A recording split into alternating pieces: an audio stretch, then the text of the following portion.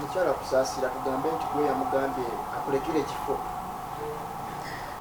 Mukyala Kusasira sinayogerako naye nga kirabika ekifo kino yali takisobola.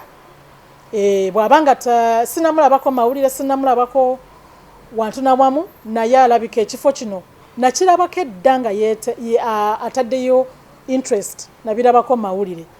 Naye era nalaba nga tasobola kifo kino. Nakiraba nga she was not qualified for this place, for this position.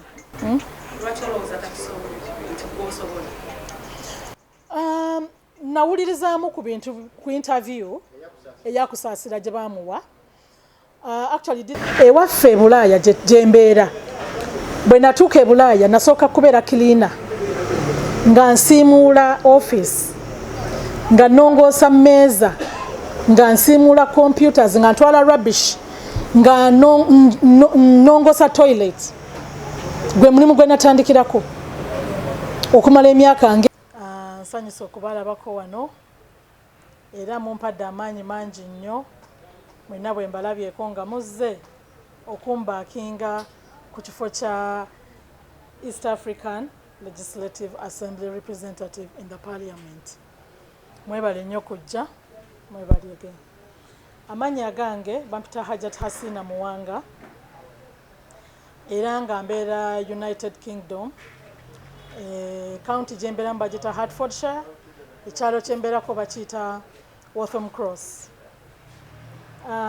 Naye olwaleero ndi wano e Uganda, era nga nawo wenzaalwa, era nzaalwa Namasuba, Zana Lufuka Zone, Masajja Division, Namasuba. Awo bwensangibwa wano e Uganda. Ntwala omukisa guno olwaleero okwebaza Pulezidenti waffe Yoweri Kaguta Museveni ku-inspiring abakyala e Uganda okulaba nga tusobola okwenyigira mu bifo ebya leadership naddala mu politics. Era ntwala n'okwebaza kwange okwa Electoral Commission eyatuwadde omukisa guno twesimbewo tuvuganye ku kifo kino ekya East African Legislative Assembly representative in the Parliament. Yagadde obbagambako nti right now the pound in Britain is stronger, but why is it stronger? It is because it is backed by our minerals which they get from Africa. So if we got a common currency backed by our minerals from Africa, we are going to have a stronger currency, I can bet. Kino kye kifo kye nsookedde kusiba. Okujjako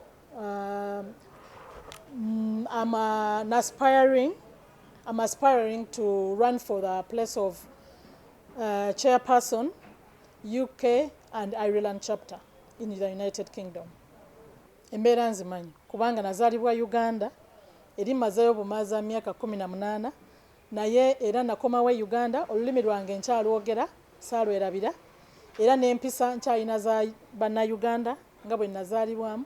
Era okuva lwe najja Uganda, I have moved around, nkoze a lot of charity work, ntambudde n'enkyalira abalwadde malwaliro, ntambudde n'empa obuyambi ku families eziteesobola, school fees nzisasudde ku bantu abateesobola, engoye z'abaana nzibawadde abateesobola, era mmanyi obwetaavu bw'abantu b'e Uganda. Yeah, actually I'm a very social person. I like entertainment. Era njagala nnyo ba artists baffe, era mbawagira nnyo. Webale nnyo kwogera ku kintu ekyo ekikwatagane ku ba youth. Kubanga ba youth wano e Uganda basinga be bali suffering under unemployment. Naye nga ndi London, UK, nina ekibiina kyendi as a patron. It's called NRA Pure Youth Stroke Cadres. Ekibiina kino kyaba youth. Era twakolawo an association e London, bagita Kind Association, tubakwatirako. Oli akugamba nti njagala kugenda kusaba wano omulimu naye sina transport. Oyo ne mumuweereza. Ono n'agamba nti mbadde nina wano obuzibu bwe buti ne bwe buti oyo naye ne tukisootinga. Webale nnyo abo nfunye bangi nnyo njagala kurekodinga luyimba sirina ssente twagala kola show bweti naye tetulina ssente ne twekwatira wamu ng'abe UK Kind Association ne tubaweereza akasente era ne bakola abantu bange aba NRMP wa youth ninawo ba representative Aaron is here mujulizi mulungi nnyo kyovola aba avuddeyo mangu nnyo ajawagire patroni we afune ekifo kino mu parliament kuba amanyi nti bwe nkifuna employment egenda kubeerawo. Mukyala Kusasira tugambe nti gwe yamugambye akulekere ekifo. Mukyala Kusasira sinayogerako naye nga kirabika ekifo kino yali takisobola. Bw'abanga sinamulabako mawulire sinamulabako wantu na wamu naye alabika ekifo kino nakirabako edda nga ataddeyo interest nabirabako mawulire naye era nalaba nga tasobola kifo kino. Nakiraba nga she was not qualified for this place, for this position.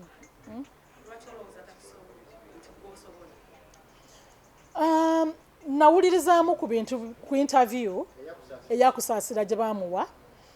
Actually didn't even last 5 minutes or 3 minutes kubanga bye bamubuuza byamulema okuddamu. Therefore I don't think she's qualified for this position. Watugambyeko nti Kusasira walaba nga tasobola tugambe ki ekyakugyeyo okwesimbawo omwaka ogulabyewo. Ekyanzigyeyo okwesimbawo era nagenda okulaba nga abasinga abeesimbawo nga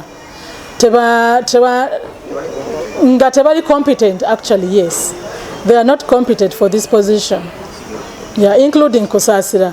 Kyovola banga nagambye nze kanveyo mu bakyala aba NRM nsobole okwesimbawo mu kifo kino.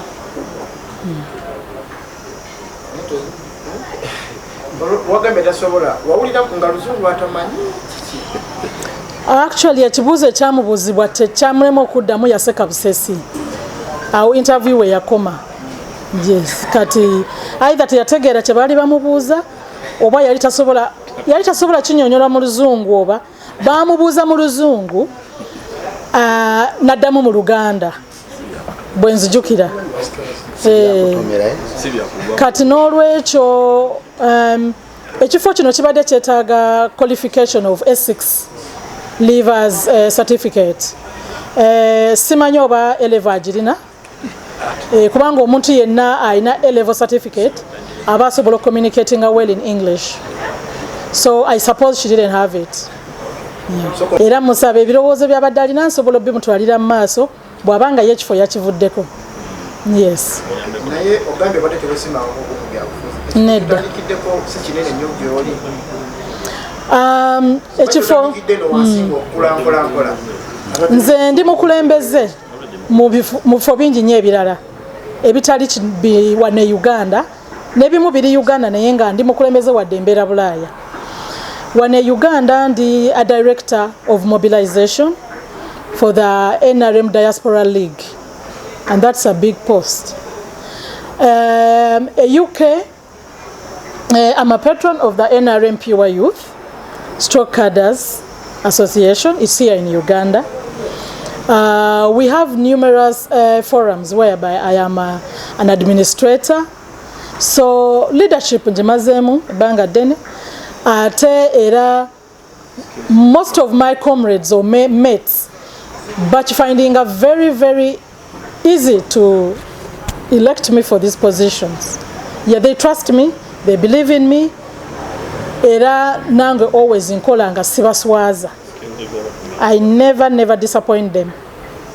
So I suppose my skills have really served well. So if I take my skills, exposure and experience, I can go for the big job. Yeah, sure. Yes. Been promoting talent. You could die. Nzirayo sebo.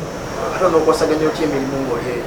Ekifo bwe mba nkifunye era mba nkomawo nembeera wano kubanga mba nina okubeera mu parliament, nina okugenda mu meetings here and there, and I have to do it in Uganda. Kitegeeza otakifuna osigalayo. Bwe mba sikifunye nga nzira yeewaffe.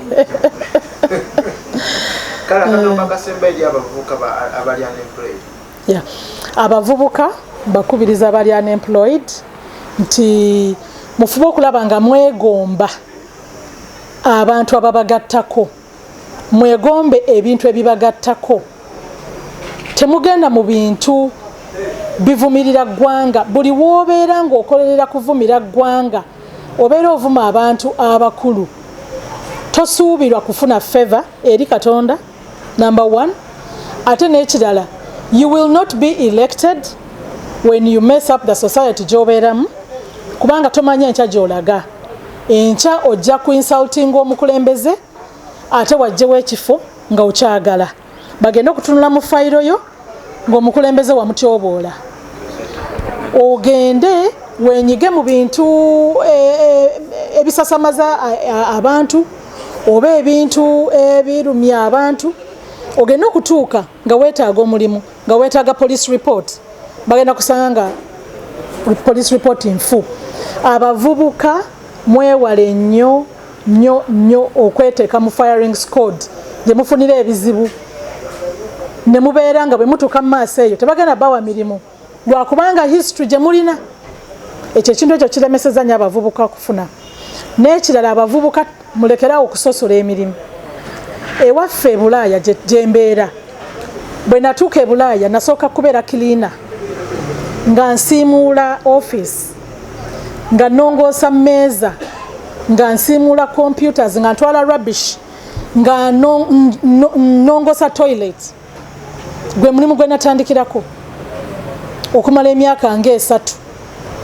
Naye training gye nafuna ne bagenda nga banjigiriza nenninya paka bwe natandika okubeera nti I'm ready to look after an elderly person. Nenva mu bwakiriina nenfuuka carer, nentandika okulabirira omukadde nga nsobola omuwa akamere, nga mmanyi okufumba emmere y'abazungu, nga mmanyi okwambaza omuntu n'okumunaaza omuntu omulwadde atasobola kweyamba.